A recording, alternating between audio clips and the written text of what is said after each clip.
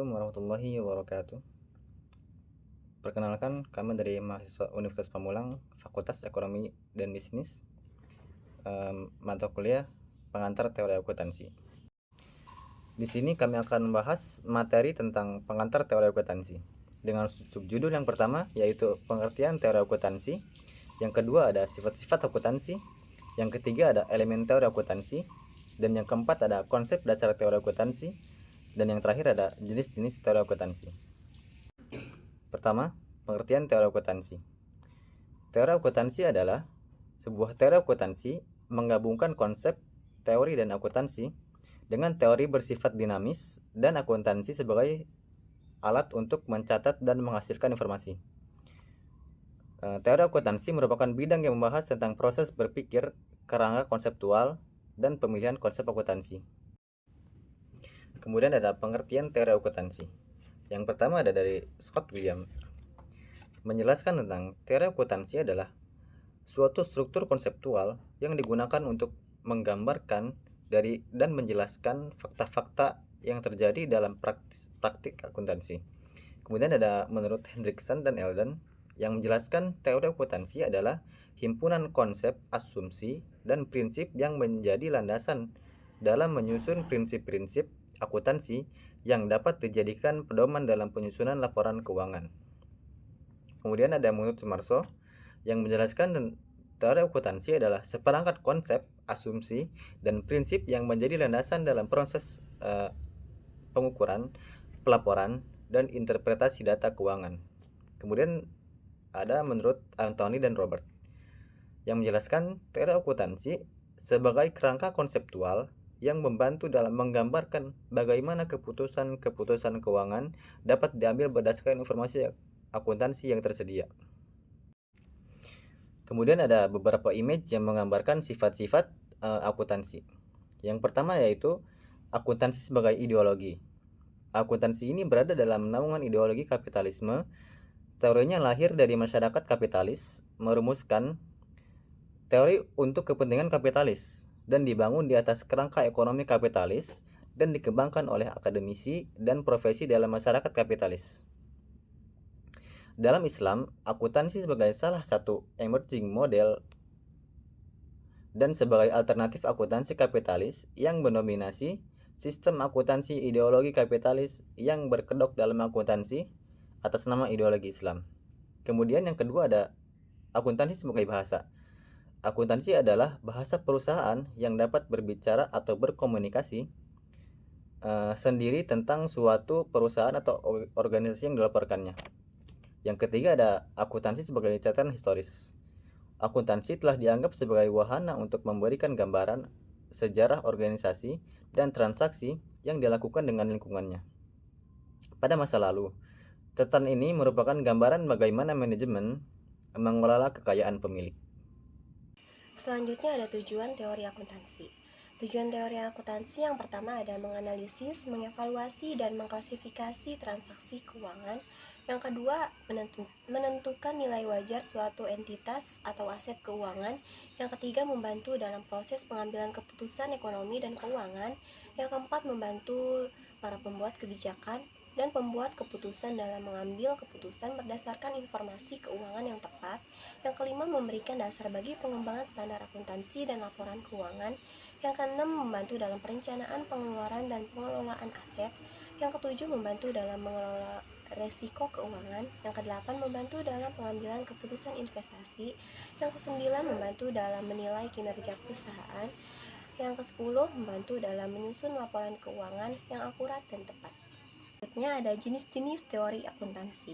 Yang pertama, teori akuntansi positif. Teori akuntansi positif menggambarkan bagaimana fenomena akuntansi sebenarnya dilakukan dalam praktiknya baik oleh lembaga maupun perusahaan.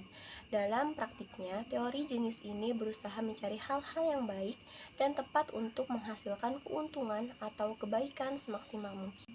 Yang kedua ada teori akuntansi normatif. Metode normatif bertujuan untuk menciptakan prinsip dan peraturan akuntansi yang didasarkan pada masalah moral dan etika. Selain itu, hal ini menyorot perlunya penilaian yang baik dan perlunya akuntan bertindak demi kepentingan publik. Hal ini didasarkan pada gagasan bahwa akuntansi harus melayani kepentingan publik dan menawarkan data yang relevan, akurat, dan dapat dibandingkan. Selanjutnya ada aspek estetika teori akuntansi. Yang pertama, teori sintaktik. Sintaktik mengacu pada struktur atau tata bahasa yang digunakan dalam suatu sistem. Dalam akuntansi, aspek sintaktik berkaitan dengan aturan, prosedur, dan standar yang digunakan untuk menyusun laporan keuangan. Teori ini mencakup prinsip-prinsip akuntansi, format laporan keuangan, serta pedoman-pedoman penyusunan dan presentasi informasi keuangan yang diatur oleh standar akuntansi yang berlaku. Yang kedua ada teori pragmatik. Pragmatik berkaitan dengan makna dari suatu informasi dalam konteks praktis. Dalam akuntansi, aspek pragmatik melibatkan interpretasi dan penerapan informasi keuangan untuk pengambilan keputusan. Bagaimana informasi keuangan dipahami, dievaluasi, dan digunakan oleh pengguna seperti manajer, investor, dan pihak terkait lainnya adalah bagian dari dimensi pragmatik dalam akuntansi. Yang ketiga yaitu teori semantik. Aspek semantik berfokus pada keakuratan, kejelasan, dan ketepatan interpretasi informasi keuangan.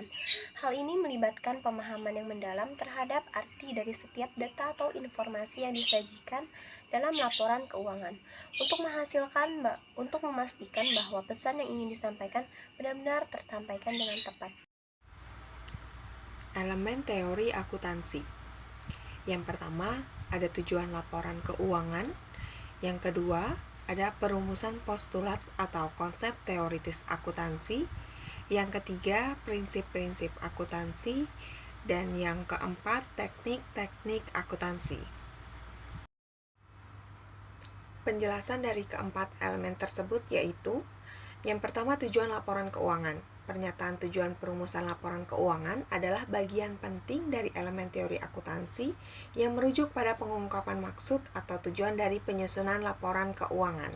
Selanjutnya, perumusan postulat dan konsep teoritis akuntansi. Perumusan postulat adalah pengungkapan asumsi-asumsi dasar yang menjadi landasan dari suatu teori akuntansi. Postulat dapat berupa asumsi tentang entitas ekonomi, periode akuntansi, prinsip pengukuran, atau asumsi lainnya yang menjadi fondasi dari penyusunan laporan keuangan. Selanjutnya yang ketiga, prinsip-prinsip akuntansi.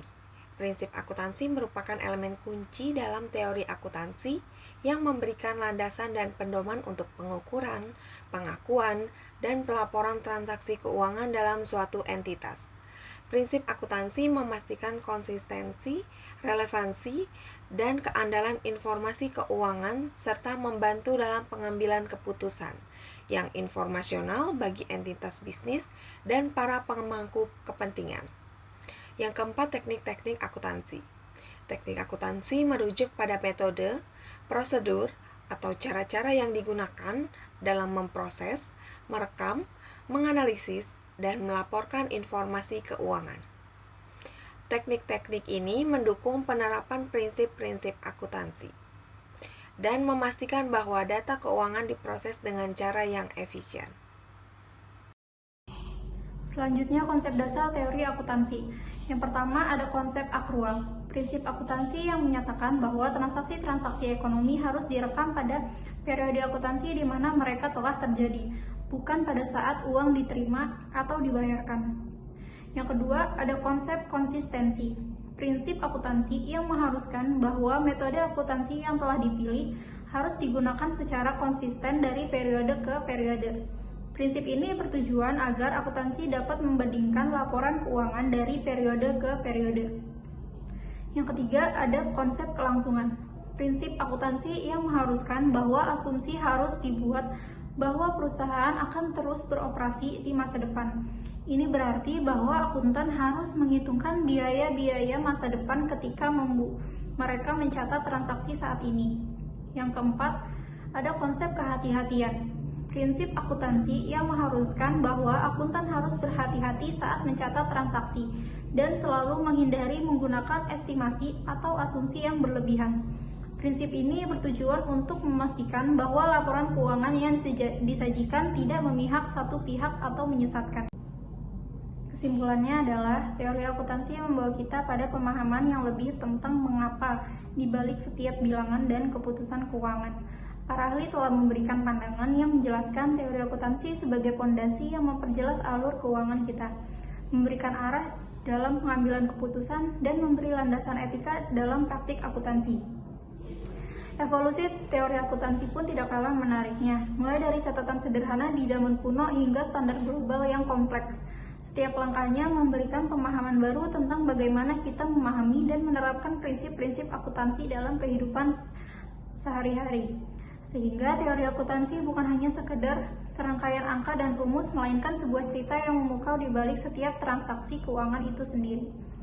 Sekian dari kelompok kami, kurang lebihnya mohon maaf. Wassalamualaikum warahmatullahi wabarakatuh.